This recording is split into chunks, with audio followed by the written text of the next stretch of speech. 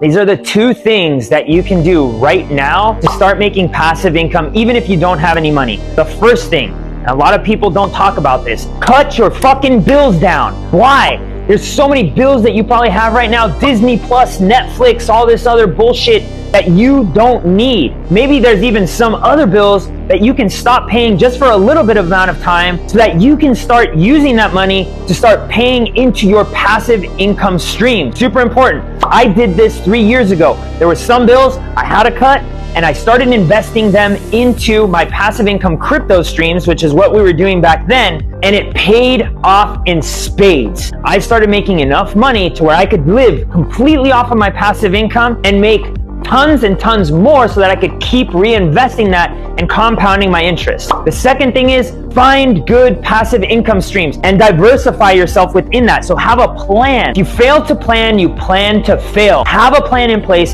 have the right investments in place, have that plan set up so that you know exactly what you're doing and you're diversified enough so that one investment goes down completely. I'm talking 100%. You still have the other 10 going for you. This is the way you can start making passive income right now. Change your mind. Let's go. DM me the word learn now. Let's get you started.